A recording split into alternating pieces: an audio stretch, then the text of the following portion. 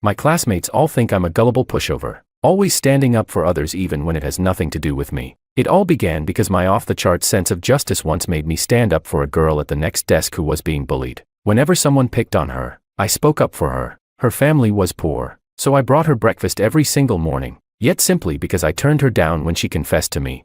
She publicly slandered me, claiming I had molested her. The school's golden boy crashed from his pedestal and became a rat everyone wanted dead. Later, when my dad went to her home to reason with her family, her mentally unstable father stabbed him to death in a frenzy. My mom couldn't bear the shock and passed away not long after. And still the girl reached out to me from the mud, wearing a twisted, sick smile. She said, "George, you used to stand so high above me that I wasn't good enough for you. Now look, you're rotting in the mud right beside me." When I opened my eyes again, I was somehow back on the very first day she transferred into our class. Chapter 1. Second year high school. First period. The homeroom teacher walked in with a girl whose head hung low. She announced, "We have a special new student joining us today. I expect everyone to treat her well, no discrimination." Curiosity filled the room as we sized up the newcomer. The moment she raised her head, a collective gasp shot through the class. Her face was delicate and finely featured, but her right eye was gone, leaving only a hollow, terrifying socket. Whispers erupted at once. "Damn. Scared the hell out of me. Look at that horror mask face. Missing an eye and she doesn't even cover it. Just our luck. Out of all the classes, they dumped this freak in ours. I lost my appetite for lunch the moment I saw her. So gross. How does she dare show her face like that?" With every cruel comment, the girl's head drooped lower, her hands clutching the whitened hem of her skirt. My desk mate shot me a look, waggling his eyebrows. Any idea how she went blind? Think her parents were careless and poked it out? Suddenly I jolted awake inside my own memories. Willow. I was back on the very day Willow transferred, the day every nightmare began. In my last life Willow suffered the class's scorn from the start. Objectively speaking, she was pretty and petite, minus that one flaw. She could have passed for a gentle, classical beauty, but at an age where exam pressure bleeds into dreams, right and wrong are just empty words in a textbook. Compared with the fleeting thrill ripped from a numb, stifling life, morality means nothing. So many students dulled their own pain by feasting on someone else's. Mocking the weak became a trend, and her physical defect only fueled it. Add her withdrawn nature, and she ended up with no friends at all. Back then my righteous fury exploded, and I volunteered to have Willow sit beside me. I cursed out every classmate who jeered at her. Yet now, faced with my desk mate's question, I blurted without thinking, "Who knows, maybe she brought it on herself." By then the teacher was already assigning Willow a seat. She told Willow to pick any spot, but wherever Willow tried to walk, classmates recoiled as if she were a plague. Willow shuffled to my side and asked in a voice barely louder than a mosquito, "See, could I sit next to you?"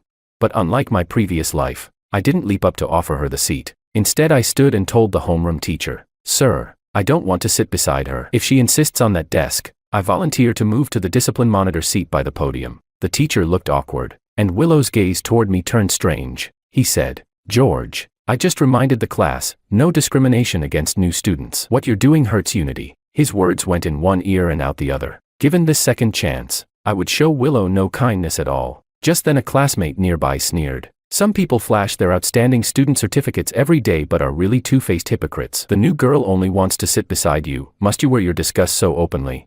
I turned to the speaker. It was Makoto, a petty soul who had competed with me for class committee posts last life and lost. Ever since, he'd nursed a grudge, waiting to strike back. When Willow framed me before, he spread the rumor everywhere, even told the teacher, until the whole school knew. I laughed at him. "Makoto, since you're so compassionate, why not let the new student sit next to you?"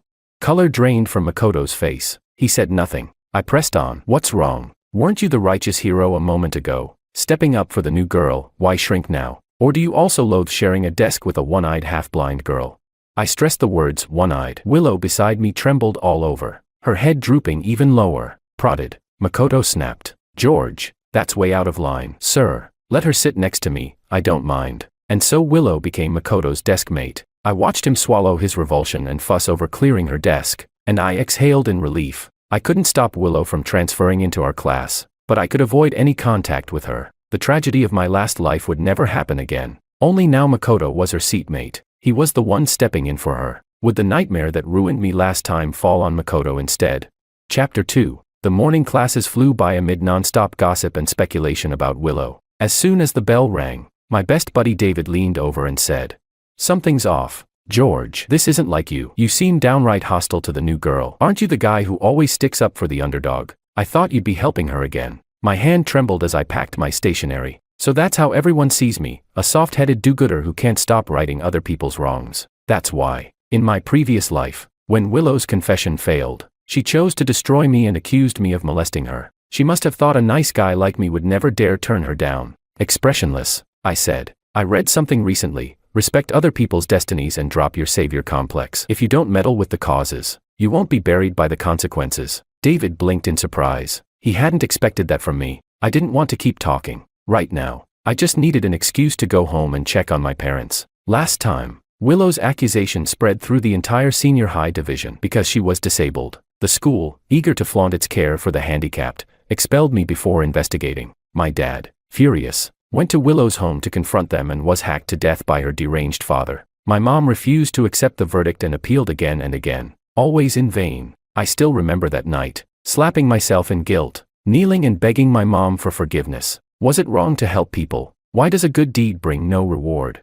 My mom sighed and said, George, have you ever thought about this? Kindness and reward are both forms of expectation. Hoping that kindness will be rewarded is just another kind of expectation. And since it's an expectation, kindness doesn't necessarily come with a reward. But just because that expectation was shattered doesn't mean helping others was a mistake. At the very least, you should have put yourself in a completely safe position first. As your mom, I do want you to be a righteous person, but selfishly, I wish you had never helped her. That way, your father could have come back. With that, my mother stepped off the rooftop. I can still see Willow's sick, twisted smile. She said, the insane aren't criminally liable for murder. Now my biological dad is in a psych ward. Your dad really solved a big problem for me. Then she added, now your parents are both dead. So you and I are the same. We've finally fallen into the same mud pit and can stay together forever. Turns out the story of the farmer and the viper was unfolding right beside me. Because of my actions, my parents met tragic ends. Now I only want to be sure they're safe and alive. I hadn't even reached the office to ask for leave when I saw Willow being shoved into the restroom by several classmates. I remembered it clearly. In my previous life, Willow was bullied from the very first day. Instead of pitying her, they treated her as a freak, forcing her to drink toilet water, hurling insults, even overturning a wastebasket full of filth over her head. Unable to stand it, I stepped in front of her and beat those bullies bloody. From that moment, she decided I was her salvation, the only one who could pull her out of the mire. I ran into the exact same scene from my previous life, but this time I would never step up for someone like Willow again. She wears a pitiful shell of oversensitive self-loathing, yet inside she's dark, twisted, and afraid of the light. I backed away 2 steps to avoid her pleading gaze. Someone had a boot on her head. Dirty washwater streaked her face. Still she wouldn't give up. She stretched out a hand, trying to grab my trouser leg. Help me, she begged. I shook her hand off at once. Only one line echoed in my mind: let go of the savior complex. Respect other people's fates. Just then Makoto walked out of the classroom. I expected him to put on his usual fake good guy act and help her, but he pretended he hadn't seen a thing and ducked straight back inside. Interesting. Willow, soaked and stinking, was being bullied. Her uniform reeked. Wet hair plastered in strands across her cheeks. I watched Makoto put on a show. Willow, what happened? Did someone bully you? Tell me and I'll report it to the teacher. He looked positively sympathetic. Willow kept her head down, silent, only occasionally glancing up at me with a thoughtful look. Alarms blared in my head. Something felt wrong. In this life I hadn't offered her the slightest help. Why was she staring at me? Could it be that even as her enemy, I'd still end up etched into her memory? Chapter 3. I honestly don't care if Willow resents me, because deep down, she's just pathetic. When it comes to the people who bullied and humiliated her, she never dared to fight back. Instead, she humbled herself to hang out with them. In fact, in my past life, she even messed around with Martin, the one who led the bullying. But to those who helped and cared for her, she schemed and used them, as if their kindness was something she deserved by default. In this life, I didn't help her. I didn't take the initiative to become her desk mate, and I didn't stand up for her when she was bullied. So many nights in my past life, I hated myself for stepping in for her, for letting my sense of justice get the better of me, only to bring ruin to my own family. I gave her a cold look and said, "What are you staring at? It's not like I'm the one who bullied you. Try staring at me again and see what happens." Willow looked away, feeling wronged. Her head bowed and fists clenched. She bit her lip stubbornly and said nothing. That's right, Willow was just like this in the last life. Whenever something happened, she'd just bow her head and stay silent, tears brimming in her eyes. It was that pitiful expression that made me help her again and again. Of course, Her reaction only triggered a wave of laughter from the other students. Someone jeered without a shred of mercy. Ha ha ha. She's even crying now. Who knew a blind girl could cry? Cry a bit more, maybe the other eye will go blind too. Then at least it'll be symmetrical. Could even look better. A girl chimed in. Seriously, having someone like her in our class just drags down the whole average attractiveness. At that moment, one of the instigators of the previous bullying incident swaggered over to my desk. It was the same guy who had led the abuse earlier. He leaned in and said casually, "Well, look at that. Even our top student Wang doesn't like that blind freak. Wanna have a little more fun with her?" I stared at him coldly. This guy was Martin, the same Martin who, in my past life, held a grudge against me for repeatedly reporting his bullying. When he saw me getting close to Willow back then, he came up with a plan to humiliate me. He tricked Willow into sleeping with him, then made her confess her love to me. In short, Martin was absolute scum. Seeing that I didn't respond, he took it as tacit approval. He leaned in and whispered near my ear, "I heard her dad's a moron, and they live off welfare, monthly handouts from the state. What do you think would happen if I started charging her protection money? Wouldn't her idiot dad and her be left starving on air?" Ha ha ha. The next second, thud, I picked up a textbook and slammed its corner down on the hand he had resting on my desk. He yanked his hand back in pain and shouted, "What the hell is wrong with you? Trying to play the hero or what?"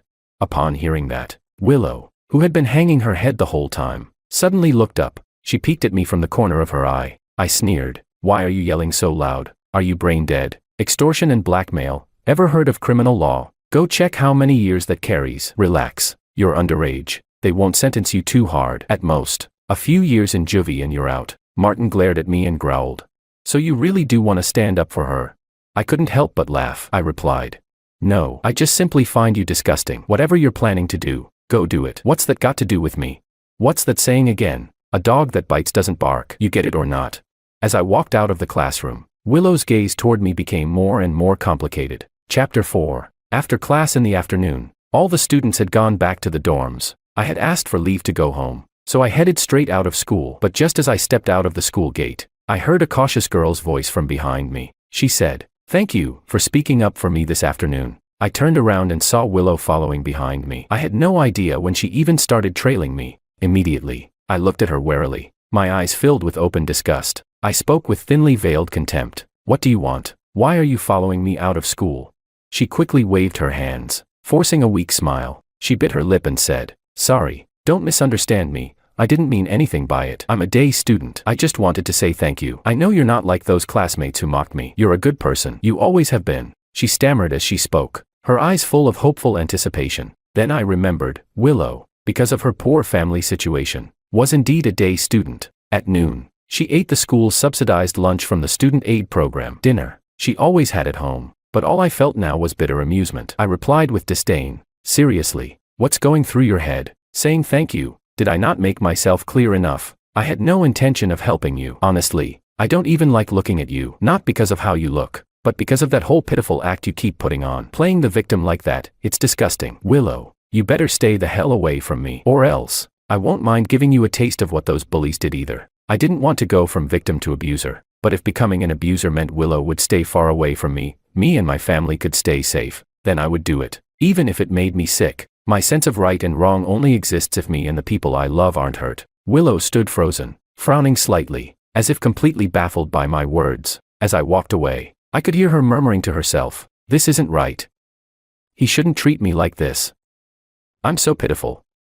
He's supposed to feel sorry for me." Hearing that, I felt a cold chill run through my body, like a venomous snake slowly crawling up my leg. Chapter 5. When I got home, I saw my parents, alive and well. I couldn't help but cry tears of joy. Thank God, I still had time. This time around, I could still protect them. Because of Willow, I couldn't help but stay on guard. I wasn't afraid of much. What really haunted me was the thought that maybe, just maybe, Willow had been reborn too. If that were true, then everything I did would be for nothing. So I started by telling my parents that something bad had happened at school, something that could seriously damage my reputation. I told them, with some modifications, about events that hadn't yet occurred. I emphasized that even talking to Willow's family would be pointless. Her father had a mental illness. There was no way to deal with people like that, and I didn't want this to impact my college entrance exams. In the end, I asked them to let me transfer schools. At first, my parents weren't on board, but after hearing me lay out the pros and cons, they finally sighed and said, People like that, we can't afford to provoke them. There's always something hateful in the story of someone who seems pitiful. George, you're right. We have no choice but to stay away. Okay, we'll transfer you. Your college entrance exam is too important. Chapter 6. Transferring schools wasn't easy. My dad needed time to pull strings and make arrangements with the new school. Back at my current school, I made sure to keep my distance from Willow. Wherever she walked, I would avoid. I never spoke to her, and if I had to, my tone was cold and cutting. Very quickly, the whole class knew that I despised Willow, so much so that even breathing the same air as her seemed unbearable to me. At first, Willow's days were miserable. She had physical issues, her grades were terrible, and she was at the absolute bottom of the class hierarchy. But once people saw how I was deliberately targeting Willow, my old nemesis, Makoto, suddenly started showering her with kindness. He brought her food, helped her with homework, all the things I did for her in my past life. Makoto started doing them now, but he wasn't doing it out of kindness. He just wanted to prove that he was better than me, that the classmates who once voted me as class rep had picked the wrong person. Gradually, I noticed that Willow's eyes stopped lingering on me. Instead, she started watching Makoto. I'm not sure when it started, but eventually, Willow began getting close to Martin, the same guy who used to bully her. They were often seen together, acting like a couple. Someone even told me that Willow had been stealing money from home to spend on Martin. Not only was she covering all his meals, she also paid for his cigarettes. She was now publicly calling herself his sworn sister. Willow pierced her ears and tongue, even got a floral tattoo sleeve. She looked just like one of those wannabe gangster girls. When Martin stared lewdly up girls' skirts in the school hallways, Willow would step in and play matchmaker, helping him approach the ones he had his eye on. She even started helping Martin and his crew bully smaller classmates, mocking girls who weren't good-looking. If Willow used to be a victim, she had now fully transformed into an aggressor. Because of her special appearance, even the head of student discipline turned a blind eye. I started to feel a vague sense of unease. But then, my dad gave me some good news. He'd finally secured a spot for me at a top high school in the city, a transfer slot earned through favors and connections. At the latest, I could officially transfer next week. Relief washed over me. The fear and anxiety I'd been carrying finally lifted, and with that peace of mind, I decided to carry out my plan. The transfer would be my exit strategy. But before I left, I wanted to leave Willow a parting gift. Just like my mom used to say, good things happen to good people, is just wishful thinking. Likewise, bad people will get what they deserve, is nothing more than a hollow hope. If people like Martin and Willow are allowed to run wild in school, how many more students will fall victim to their abuse? For those already bullied, the damage is done. Saying something like, karma will get them eventually, means nothing, just empty comfort. So even if I couldn't take them down completely, I had to make sure they couldn't keep hurting others. And soon, the opportunity came. That Friday, the school would hold its annual spring sports day. Afterward, the high school division would be given an extended weekend break. In my past life, it was right around this time that Willow confessed her feelings to me. Chapter 7. Based on my observations over the past few days, Willow seemed to have lost all interest in me. After all, the one pulling her out of the mud this time around was Makoto. So, on the afternoon of the school sports day, during our free activity time, a girl suddenly ran over to Makoto and said, "Makoto, the campus queen wants to meet you by the little grove next to the garden." There was a strange look in her smile. That grove next to the school garden was the unofficial go-to spot for secret meetups and hookups. In my last life, this same girl had come to find me. This time around, it was Makoto instead. Makoto casually slicked his hair back and replied in an exaggerated tone, "The campus queen? Which one? I won't go unless you tell me clearly." Despite what he said, he immediately threw on his jacket and stood up, ready to head out. The next second, I stuck out my leg and deliberately tripped him. Makoto fell flat on his face like a complete fool. Furious, he got up and shouted, "George, what the hell is your problem? What did I ever do to you?" I teased him. "You say you're not going, but your body's being pretty honest about it. The campus queen wants you. Seriously, you really bought that? You must have been holding back for so long your brain slid right down into your pants." His face, which had been burning with anger, suddenly went calm. He grinned strangely and said, "Haha, I get it now. You jealous loser. Don't tell me you've got a secret crush on the campus queen. And now that your goddess is making a move on me, you just can't take it, can you?" Fine. He could think whatever the hell he wanted. Without another word, Makoto ignored everyone trying to stop him and marched straight toward the grove. I shook my head, didn't feel like interfering any further. But today marked the critical turning point from my last life. If I wanted to set them up, I had to get involved. So after a moment of thought, I quietly pulled aside a few of my close friends and gave them some instructions. Then I slipped a portable loudspeaker into my backpack and followed after him. Chapter 8. I had just stepped into the grove when I saw Makoto sprinting out in a panic. His face was bruised and swollen, and the moment he saw me, he nearly dropped to his knees. He pleaded, "George, help me. The person who invited me here, it wasn't the campus queen at all. They're trying to extort me." So I asked, "Where are they? What kind of extortion? Want me to call the police?" I still remembered what had happened in my past life. After Willow's confession failed, she accused me of trying to assault her in this very grove. Could it be that they saw Makoto had money and were now trying to extort him with a fake harassment accusation? Makoto shook his head. "No cops, please. No cops. My dad would literally kill me. Can you just talk to them? They've always been scared of you, right? Just warn them for me, please?" His eyes were shifting all over the place, and he kept trying to push me toward the grove. I knew something was off, but this actually played right into my hands. So I let him push me in, and I walked right into the trap. Sure enough, the moment I stepped in, a group of people emerged from the trees. There were over a dozen of them, mostly the same school punks and delinquent girls who usually hung around Martin, and even a few sketchy guys from outside the school. Someone laughed and said, "Damn, you really got skills. You managed to trick the class rep into coming out here." Makoto's expression changed instantly. He slicked his hair back and grinned proudly. "What are you all standing around for? Bring out our female lead. A confession scene needs the main character, doesn't it?" Then Willow was pushed out from the group. Same shy expression on her face. My brows lifted instinctively. She walked over to me, bit her lip, and said, "George, I've always liked you. Will you be my boyfriend?" I stared at her blankly, then glanced at Martin and Makoto standing behind her, enjoying the show. I was completely thrown off. Why the hell was Willow still confessing to me in this lifetime? So I asked, "What exactly do you like about me?"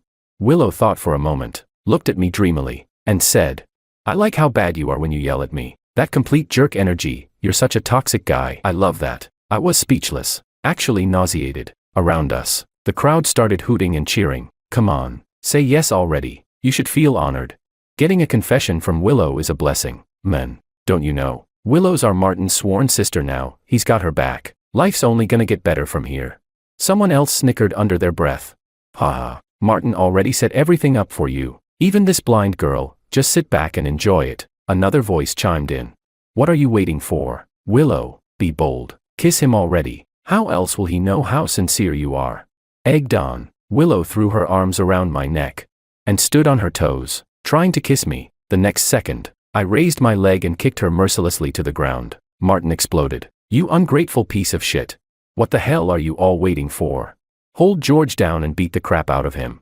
The crowd began to close in on me. I quickly reached into my backpack, pulled out the portable loudspeaker, and flicked the switch. Bzzzzzt. A loud burst of static blared out, shrill and ear-splitting. Everyone instinctively covered their ears. I raised the loudspeaker to my mouth. With a steady gaze and a clear, confident voice, I shouted, "Everyone, back the hell off. Do your parents work their asses off just to send you to school so you can hook up and flirt all day? Don't you have anything better to do? How about grinding out a few practice tests instead? Doesn't that sound more productive?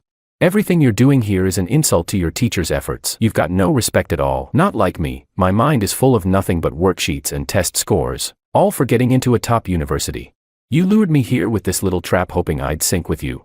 Dream on. I'm a righteous man of pure virtue. No matter how pretty the girl is, it's all just lipstick on a skeleton. 3,000 worlds and all the temptations of this mortal realm, none of it compares to even a sliver of eternal truth." Then I turned to Willow. "And you, Willow, you colluded with thugs from outside school to bully your own classmates. Do you think that's how you repay the trust of our homeroom teacher? How about the poverty aid funds the school arranged for you? No one looks down on you for being poor, but acting like this, that's a problem with your character and your moral compass." The sharp static, paired with my theatrical monologue, completely caught the crowd off guard. By the time I finished, deliberately over the top, applause rang out from the edge of the crowd, just as I'd expected. The discipline director appeared under the sunlight, his bald head gleaming. Right behind him was our homeroom teacher, face grim. They pushed their way through the crowd, and the discipline director declared loudly, "Well said, George. No wonder you win the Outstanding Student Award every semester. This is what a role model looks like." Then he pointed around. You, and you, all of you, to the office. Now, bring your parents. And these people, I don't even recognize them. Are you from off campus?"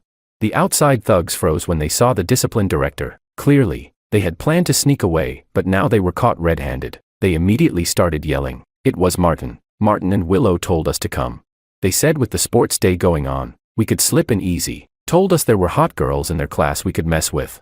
God knows where they found these guys. One sentence in, and they were already selling out their employers without hesitation. Willow's face turned ghostly pale. The next second, she dropped to her knees in front of the homeroom teacher and the discipline director. Choking back sobs, she cried, "Teacher, it wasn't me. Martin made me do it. He's been bullying me for a long time. He forced me into this." Beautiful. The blame game had officially begun. Of course Martin didn't take it lying down. They turned on each other instantly, pointing fingers, shouting accusations. I dropped one more casual bomb. "Oh, and what about the classmates you bullied? Willow. The blackmail photos. Was that all Martin's doing too? And the money you've been handing over to Martin for the past 2 weeks, where exactly did that come from?" As I spoke, I pulled out a sheet of paper from my bag. "Teacher," I said, "I have here a list of students who've been extorted by Martin and Willow. Feel free to check with them to verify whether I'm telling the truth." Willow's face went completely white. I had achieved the exact result I wanted. I looked down at Willow, still kneeling on the ground, mocking her with my eyes. She turned her head slightly, staring at me in disbelief, like she'd just realized everything had been part of my plan from the start. Back when I followed Makoto here, I had already sent David to notify the discipline director and our homeroom teacher. What I hadn't expected was for Willow to confess to me again. At most, I thought she'd get Martin to rough me up a bit out of revenge for how I'd treated her. But this was even better. Chapter 9. Because I had brought the loudspeaker in advance.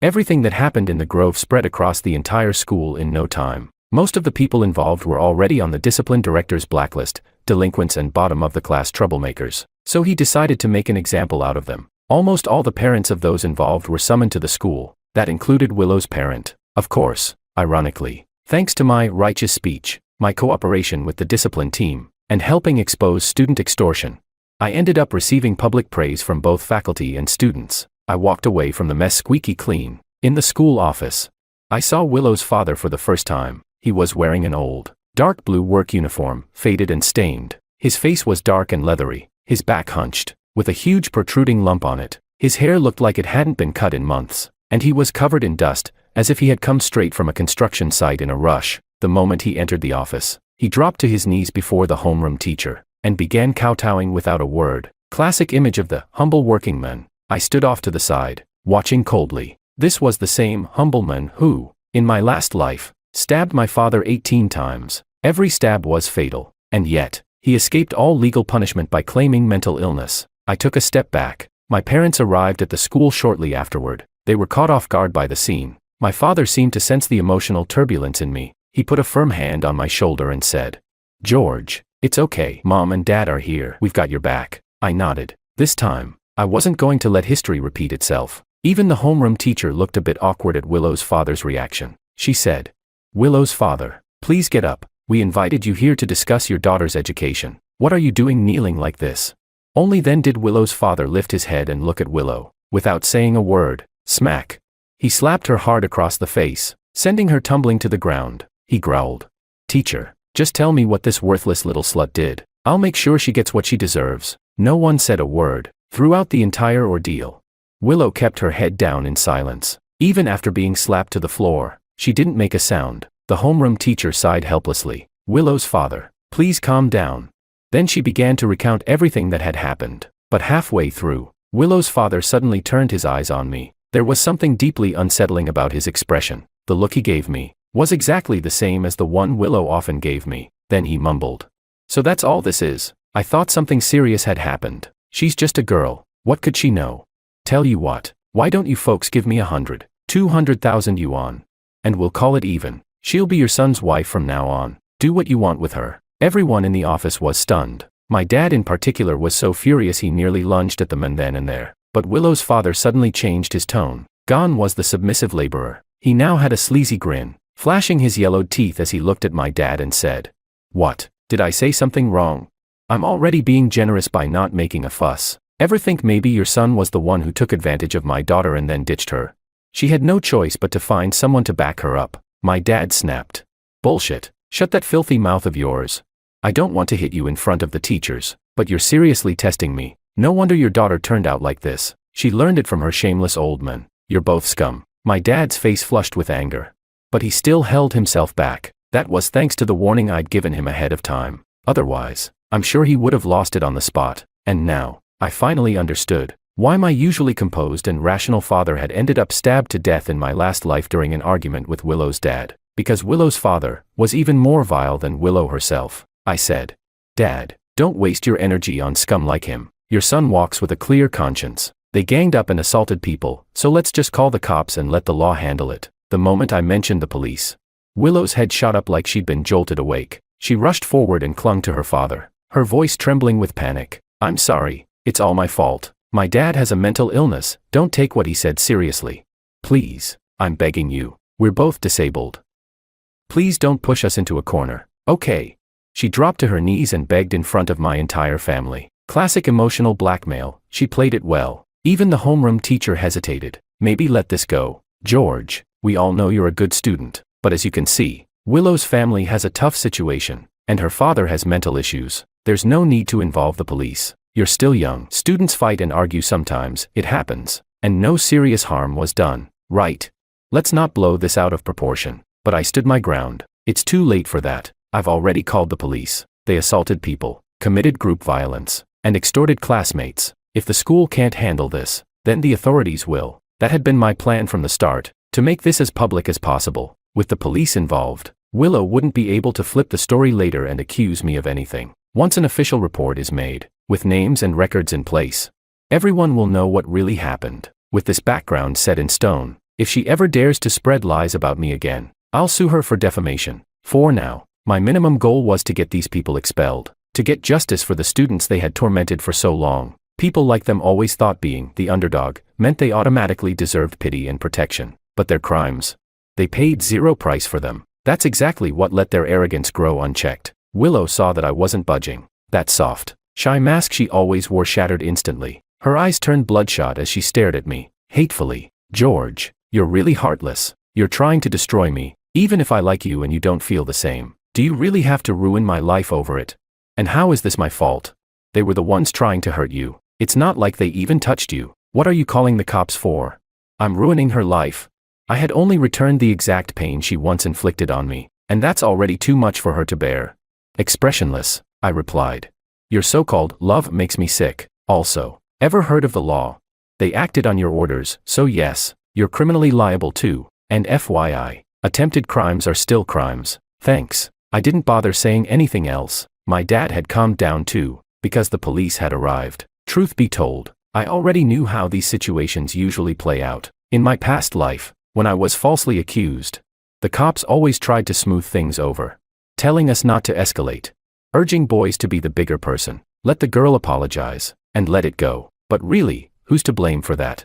If anything, it's this society that constantly tells men to be tolerant, to suck it up. They say it's easy to lie, but exhausting to clear your name, and they're right. There are too many clueless bystanders out there, ready to eat up any drama thrown in front of them. I'd lived through all of that before, so I ask, why should we always be the ones to stay silent?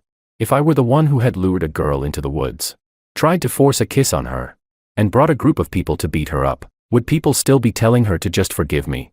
Chapter 10. Martin and Makoto were forced to withdraw from school. As for the other boys who had followed Martin, they were publicly criticized and given serious demerits in their records. But Willow was a different case. The school never officially announced any punishment for her. She was a transfer student brought in under special circumstances in the first place. Both society and the school had shown her family extreme leniency, and the parents of the students who had been extorted, when they saw Willow's disabled appearance and her mentally ill father, most of them backed off. They didn't want to make a scene. They feared public backlash and media scrutiny. Once the police got involved, Willow pushed half the blame onto Martin, claiming that she, too, had originally been one of his victims. And since some of those claims were indeed true, the teachers leaned toward believing she had been coerced. Then the final verdict came, and what shocked me most, Willow was merely suspended for 1 month. That's it. In my last life, when rumors spread that I had tried to assault her, the school didn't hesitate to kick me out on the spot. Shortly after the suspension decision was made, a video suddenly popped up online. In the video, Willow and her father were being interviewed at home. They lived in a crumbling shack, the room cluttered with junk. There was only one cracked bed frame and a few tattered quilts. Willow's father, eyes brimming with tears, wiped his face and said, "My daughter's punishment was too harsh. She's just a girl, and disabled too. She's always been bullied by her classmates, but I never thought they'd actually try to force her out of school." What did we do wrong? Is it really this hard for people like us to survive? My daughter's always been obedient. We rely on each other to get by. She's worked so hard to study. Look at the awards she brought back from school. She'd never hang out with bad kids or bully others. There must be some kind of misunderstanding. I hope he sees this and comes forward to help us. The camera panned across the stained walls behind them, zooming in on several faded certificates, most of which were from her elementary school days. Then Willow spoke, her voice soft, eyes lowered. I don't know why the boy hates me so much. At school, he always spoke very casually around girls, not very respectful. I looked at him once. Maybe he misunderstood and thought I liked him. Later, I think that misunderstanding caused some conflict between him and another boy who had expressed interest in me, but why should their fight drag me into it? I never liked him. I just admired how hardworking and good he was. I really hope he'll tell the truth. The video gained massive attention within hours. It quickly surpassed 1 million likes. Soon, the entire internet was hunting for that boy, and obviously, it was me. Those two really knew how to twist a narrative. Even though this time around, Willow hadn't falsely accused me of assault, she'd found another way to drag me through the mud. She hinted at me being flirtatious with girls, painting me as someone inappropriate, leaving just enough ambiguity to let the public's imagination run wild. Soon, I was being labeled as an ordinary guy with an inflated ego. Someone who couldn't handle rejection and tried to ruin a girl's life because of it. Someone who, after getting taught a lesson by his rival, retaliated by faking claims of bullying and getting them kicked out of school. Public opinion is terrifying. It crushes quietly, indiscriminately, and by then, I had already transferred to a new school. The fact that Willow wasn't expelled left me with a sense of frustration, but reality reminded me, perfectly executed plans rarely exist. Human perception is limited, so it's impossible to predict outcomes with absolute precision. The longer and more complex the plan, the more variables come into play, and the harder it is to pull off, which is why I've come to believe success doesn't rely on a single master plan, but on persistent effort and adaptability in the face of changing circumstances. So when Willow once again tried to spread rumors about me, I wasn't unprepared. The online backlash was building fast. Soon, someone dug up my personal information. Almost everyone was convinced I had falsely accused Willow. They believed someone from her background could never do something so malicious. Society, at times, shows immense tolerance for people with disabilities. What they didn't consider is this: there are good and bad people among the disabled too. Willow and her father. They were the kind of bad people who wore disability like a costume. They preyed on people's pity and compassion, using it as a weapon to hurt others. My parents were furious. They wanted to post a video to defend me, but I stopped them. In a situation like this, simple clarification wouldn't do anything. You don't fight a wildfire with a squirt gun. If you want to change the narrative, you need a bigger fire. Right now, the internet was singing Willow's praises. They called her an inspirational figure, a poor, disabled girl who still worked hard, stayed optimistic, and pushed forward. But what if her darker side was exposed? Back then, in order to please Martin, Willow had done plenty of shady things, and just when countless netizens were praising her, just as prestigious universities were reaching out to offer her scholarships out of sympathy, a new video started trending online. It revealed Willow had helped Martin extort younger students, even playing matchmaker for girls Martin had targeted. At first, nobody believed it, but soon, more and more clips began surfacing. Some people were clout chasing, others were telling the truth. One comment stood out among the rest. I know that girl Willow in the video. She lived next door to me in elementary school. You know how she lost her eye? She was stealing from our house and accidentally hit her eye on a standing fire poker. She knocked over a lit stove and burned down our entire home. Her family made us pay compensation. Who are we supposed to turn to for justice? That comment shot past 100,000 likes. Soon, more and more people began digging up Willow's past. People started questioning the truth behind her viral sob story. And me? I didn't need to do a thing. They had built their image with lies, and now, public opinion was tearing them down. All the kind-hearted donors who had planned to support Willow's family backed out one by one. In no time at all, Willow went from being a precious symbol of perseverance to someone everyone wanted to see burn. I stopped paying them any attention. They could no longer affect me. No matter what they said from now on, no one would believe them anymore. I heard that Willow's father was fired from his construction job because of all the drama online. Unwilling to accept it, he tried sneaking into the site one night to steal copper wiring to sell for scrap. He was caught, and while trying to flee, he fell from a building and died on the spot. Willow, of course, tried to spin the tragedy to her advantage. She went to the construction company almost every day, demanding compensation. But the owner declared bankruptcy and disappeared, with no payout in sight, and no skills to support herself. Rumor has it, Willow's days became absolutely miserable. As for me, I had already started my new life, at my new school, and returned to focusing on what truly mattered. Epilogue chapter. For a long time, I had been worried that Willow, like me, had also been reincarnated. If that were true, she might have anticipated my every move, but in the end, I was just overthinking it. Still, just because she hasn't been reincarnated now doesn't mean she won't be at some point in the future. So, I believe that simply avoiding her is the worst possible strategy. If she ever remembers anything from the previous life, it's only a matter of time before she comes looking for me. That being said, I could never seem to find the right opportunity to settle this matter once and for all. One night, I had arranged to go to an internet cafe with some classmates for a gaming session, but on the way back, a dark figure suddenly emerged from an alleyway. It was Willow. She looked haggard, her eyes fixed on me like a dead stare. Through gritted teeth, she said, "It's all because of you. You're the one who ruined me. Are you satisfied now? I have nothing left." I steadied myself and quietly told the classmate next to me to call the police. Then I looked at Willow and said coldly, "You ended up with nothing because of your own actions, not because of me. You brought this on yourself. No one forced you, and I certainly didn't ruin you." Of course, if Willow were capable of understanding that, she wouldn't have shown up to say this in the first place. I didn't want to push her too far. After all, the last thing I needed was for her to snap and drag me down with her. And as expected, I soon saw her hand emerge from behind her back, clutching a small knife. She looked at me and smiled. "Lately, I keep having this strange dream. Do you know what it is?" "In the dream, on the first day I transferred to your school, I became your desk mate. You took care of me, brought me breakfast, helped me study. When others bullied me, you fought them off for me. In the dream, you treated me so well. Why did it all turn out like this? You do like me, don't you? You just care too much about what others think. That's why you won't be with me. I know that much." Though her mind was clearly unstable, Willow had indeed remembered things from our previous life. I stared at her coldly and said,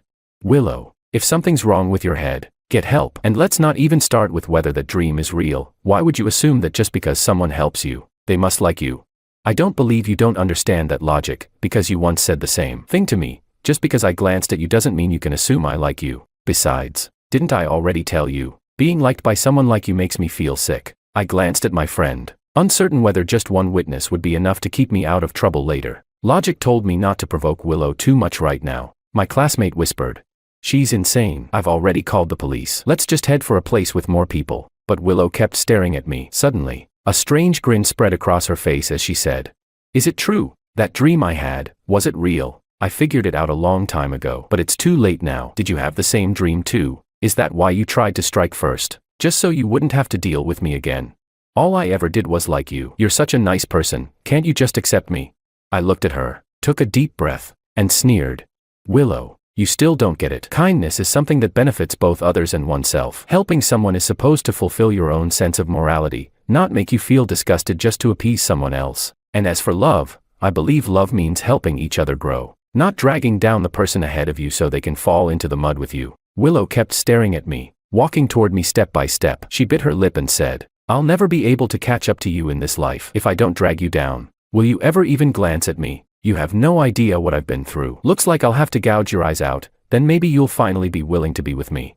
As she spoke, a mad, maniacal laugh burst out from her throat, and she lunged at me. Just as I was preparing to end this once and for all, the local police officer in the area suddenly tackled Willow to the ground and restrained her. Weapon still in hand, Willow was taken into custody. Attempted murder, at least this charge would keep her behind bars for a few years. The moment I walked out of the police station, I let out a long sigh. Under the flickering neon lights by the side of the street, the officer kindly called a car for me. As we passed by my neighborhood, I saw an old woman still running a vegetable stall late into the night. As always, I spent all the cash I had on me to buy up everything she had, and told her gently to head home and rest early. The old woman's wrinkled face broke into a kind and warm smile. With trembling hands, she carefully picked out the freshest-looking vegetables and handed them to me. Then she gave me back the extra change. She said, "Young man, the vegetables will spoil if you don't finish them. Grandma knows you mean well. It's late, make sure you get home safe too." There are many people in this world who are unfortunate. Some of them are genuinely kind, but some are just as pitiful as they are hateful. Wherever you are, the first rule of helping others is this: protect yourself first. May this world have more light than darkness, and may kindness never be betrayed. Chapter Extra. 7 years later, outside the prison, Willow squinted into the glaring sunlight outside the prison gates. The dazzling daylight stung her eyes. She thought about the men who had ruined her life and landed her in prison 5 years ago. Her heart sank into a heavy gloom. If it weren't for him, she wouldn't have ended up like this. She wondered what expression he'd have if he knew she had been released. Just imagining the fear on that heartless man's face filled Willow with a rare sense of delight. Humming softly, she walked away from the prison. She could hardly wait to see him again. George. It's been 5 years. Would he have forgotten about her by now? She couldn't let that happen. Chapter 1. 7 years had been more than enough for George to leave everything behind. He had been given a second chance at life. In this life, George lived up to everyone's expectations. He was accepted into a top university. His parents were safe and healthy, and his past no longer dragged them down. He made good friends in college, met warm and caring roommates, and even found someone he truly loved. 2 years after graduation, the two of them supported each other through thick and thin. Now, they were talking about marriage. George had brought his girlfriend home to meet his parents. Mrs. Wang adored the girl, so much so that she even joked about adopting her as a goddaughter. If George hadn't stopped her. After dinner, George walked into the kitchen to help his father with the dishes, but his father sighed heavily, breaking the casual mood. He said, "George, there's something that's always weighed on me. Do you still remember that girl, Willow?" George nodded calmly. "I remember." "What about her?" His father replied, "I heard she was recently released from prison. I'm a little worried. A lunatic like that, with no family or roots, who knows what she might do?" His father's concern wasn't unfounded. In truth, George had already known about Willow's release. Just the day before, he had received a package. No sender name. Inside were dozens of letters, every single one addressed to him. Letters Willow had written to him, month after month, from prison. He had never read a single one. Each time he received one, he sent it back, and now, all of them had come back at once. That was her message to him: "I'm out." George understood this clearly. Willow had never let go of her grudge, not once in 7 years, and now that she was free, she would surely do something insane again. After dinner, George took a walk with his girlfriend in the community garden. He hesitated for a moment, then decided to be honest with her about the situation. After quietly listening to everything, her expression remained calm. After a long pause, she scoffed and said, "So, are you telling me this because you don't want me to worry, or because you think I'll be scared and break up with you since someone's coming after you?" George chuckled. He replied, "Are you testing me, or testing yourself? I told you this because I don't want you getting dragged into any of it." But his girlfriend simply leaned gently on his shoulder. She said, "Thank you for telling me, but none of this is your fault. You're just too kind for your own good, and kind people shouldn't be punished for it. No matter what happens, I'll stay by your side." Hearing her words, George pulled her tightly into his arms. He had been waiting for this moment for a long time, and he had already made his plan. 7 years in prison hadn't changed Willow one bit. It was time for her to pay the final price. He would never let her hurt his family. Chapter 2. Willow didn't go straight to see George. Instead, she found a job as a courier sorting assistant. She didn't take the job to make a living. She chose it because the delivery station was the closest one to George's home. From there, she could watch him from a distance. Every single day, he wore suits now, looked more mature, the picture of a successful man. Countless times, she had the urge to run after him, to throw herself into his arms, and then slowly drive a knife into his chest, inch by inch, to feel his blood, warm and hopeless, run over her hands. That must be what love looks like. Just imagining it made her heart pound. Willow watched George like this for 2 full months, and then finally, the day came. Using a delivery errand as an excuse, Willow slipped into the residential complex and hid in the hallway outside George's apartment. She had already stuffed balloons into the hallway camera to block the feed, and tucked herself into a dark corner, completely hidden. She waited, no telling how long. At last, she heard footsteps coming up the stairs. She peeked out, and there he was. The man she'd obsessed over all these years had finally come home. He began entering his door code, but then, as if something struck him, he suddenly paused, his head tilted slightly, glancing down the hallway. Willow held her breath. Thankfully, he didn't see her. As soon as he turned back to enter the code again, Willow darted forward. The moment the door swung open, she slipped in behind him like a shadow. She finally saw that stunned expression. George clearly hadn't expected her to show up. He asked, "Who are you? What do you want?" Willow didn't answer. She simply removed her sunglasses, revealing the hollow, damaged socket where her eye used to be. She said, "Long time no see." Chapter 3. George had felt it from the moment he stepped into the complex. Something wasn't right. When he reached his front door, he noticed it. The fingerprint smudges on the smart lock screen weren't his. He was sure of it. The gaze that had been following him from the shadows for so long Today was the day it would strike. Perfect. It's Willow, isn't it? She finally came. George curved his lips into a subtle smirk. He paused deliberately, leaving an opening. Just as expected, the moment he closed the door, a leg slipped through behind him. He acted startled, stepped to the side just enough to reveal the hallway camera. That's right. His home had already been equipped with full surveillance. The second Willow stepped inside, every move she made was automatically uploaded and backed up to cloud storage. But George didn't act yet. It wasn't time. He was still waiting for the perfect opportunity, for Willow to leave her life behind right here. Chapter 4. Willow held the paring knife in her hand, a twisted smile spreading across her face as she stepped slowly toward George. In a soft, sweet voice, she said, "George, I've missed you so much these past 7 years. Not a moment went by when I wasn't thinking about you, about how cruel you were to me. But it's strange, the crueler you were, the more I loved you. I can't live without you anymore. Ever since I got out, I've been waiting for this day, the day we'd meet again." She gave a light, almost dreamy smile and asked, "George, did you miss me too?" George stood with both hands in his pockets, scoffing coldly. "Willow, have you lost your mind? Just got out of prison and you're already committing another crime. You looking to rot behind bars for the rest of your life?" Willow ignored the mockery. She played with the knife in her hands, a small, sharp blade. She gently stroked the metal, whispering, "George, I know you're disgusted with me, a blind woman. You think I'm hideous, but what if I peeled off my own skin, showed you my truest self? Would you finally understand how much I love you?" George couldn't help but laugh. She was absurd. Enough already. Drop the crazy act. No way you actually think pretending to be mentally ill will make me feel sorry for you, right? You hurt yourself. Come on, stop joking. Playing the victim is your specialty, and now you've even upgraded it to faking mental illness for sympathy. But you know what's truly you?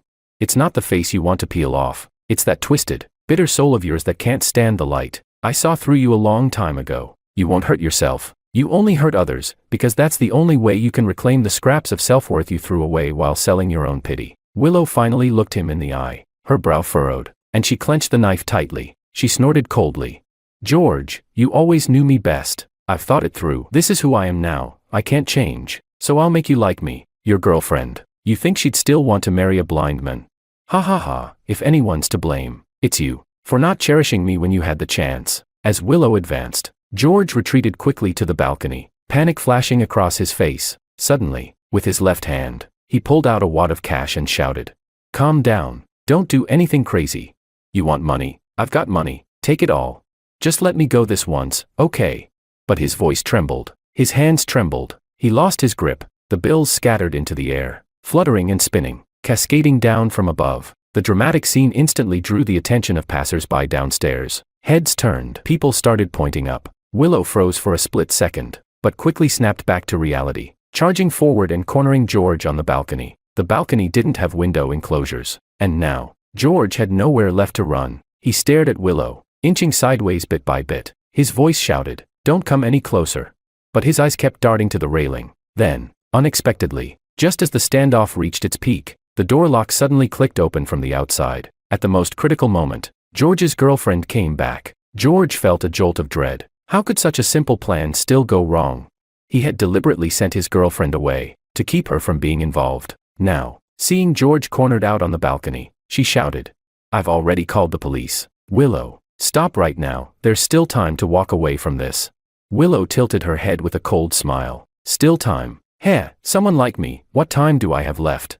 All I ever wanted was to be with George. What did I even do wrong? But you know what?